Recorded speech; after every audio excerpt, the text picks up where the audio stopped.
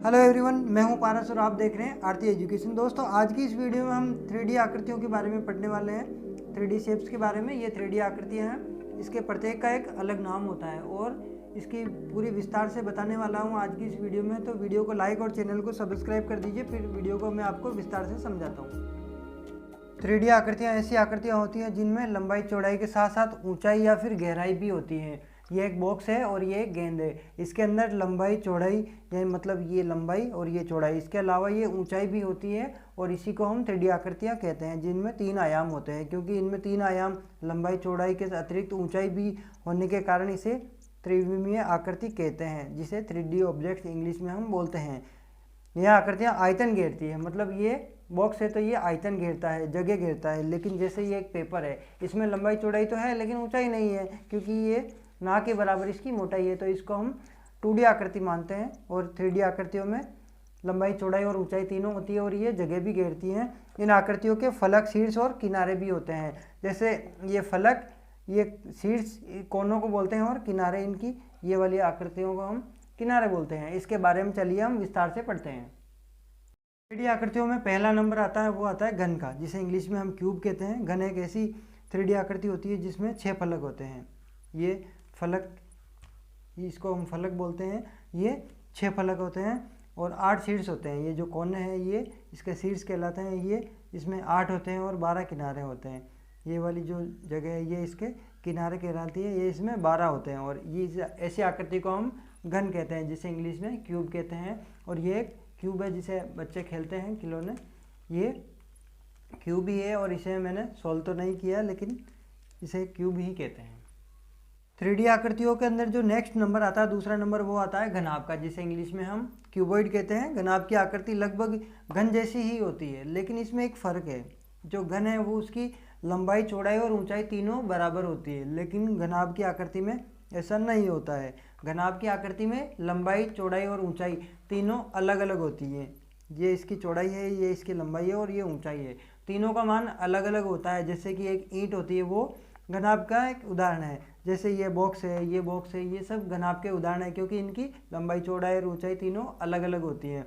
और इसके जो विपरीत पृष्ठों का मान है वो लगभग बराबर होता है। जैसे ये वाला पृष्ठ है उतना ही मान का ये होगा, और जो ये वाला है उतने ही मान का ये होगा।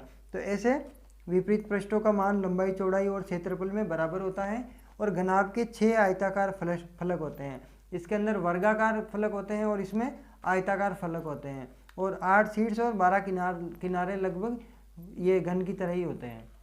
3D आकृतियों में जो तीसरे नंबर की आकृति आती है वो होती है बेलन, जिसे इंग्लिश में हम सिलेंडर कहते हैं। बेलन एक ऐसी आकृति होती है जो कि 2 समान त्रिज्या के वृत्ताकार सपाट सतह, मतलब 2 समान त्रिज्या, जितनी ये है उतनी ये है, और सपाट सतह 2 है, एक ये है, और एक घुमावदार सतह, ये घुमावदार सतह से मिलकर बनी होती है। और ऐसी आकृति को हम सिलेंडर कहते हैं। जिस प्रकार ये गिलास है, ये भी एक सिलेंडर ही है, लेकिन अंदर से ये खोखला है, इसलिए इसे खोखला सिलेंडर या खोखला बेलन बोल सकते हैं। और इस तरह की जो आकृतियाँ होती है वो बेलन कहलाती हैं। जैसे कि ये जो टेप है, ये भी एक खोखले बेलन का ही उदाहरण है। ये आकृतियों के अंदर जो चौथी आकृति आती है वो आती है शंकु, जिसे इंग्लिश में हम कोण कहते हैं।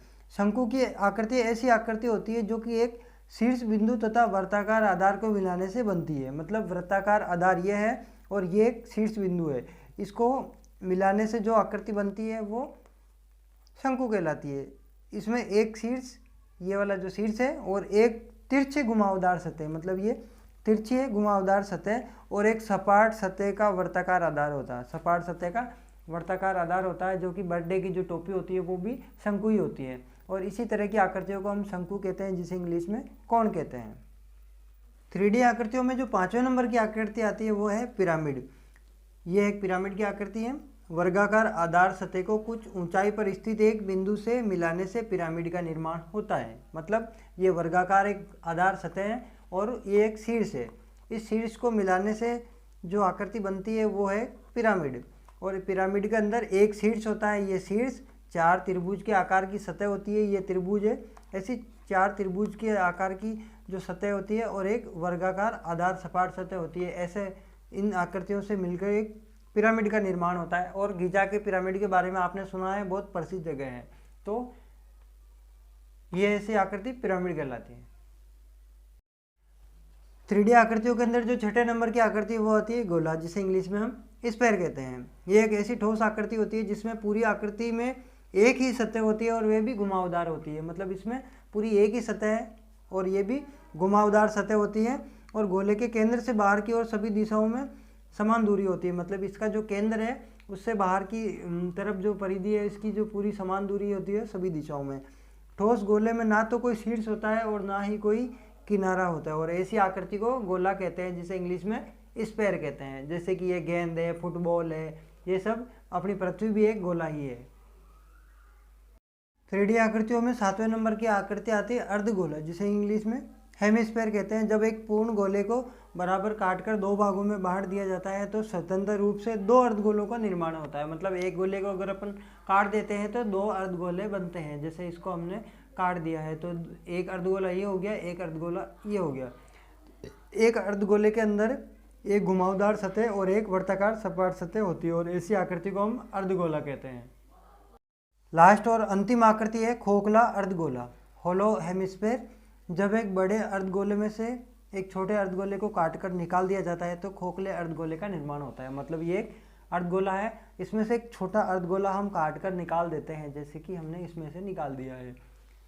बड़ा अर्धगोला था, इसमें से हमने छोटा एक अर्धगोला काट के निकाल दिया है, तो ये खोखला अर्धगोला है और इस प्रकार की आकृति खोखला अर्धगोला कहलाती है, जिसे होलो हेमिस्फेयर कहते हैं। और इस प्रकार आज की इस वीडियो में हमने 3D आकृतियों के बारे में पढ़ा। जाहिर है वीडियो जरूर पसंद आया होगा। वीडियो पसंद आया तो वीडियो लाइक, चैनल को सब्सक्राइब करें। मिलते हैं अगली वीडियो में, तब तक के लिए जय हिंद, वंदे भारत।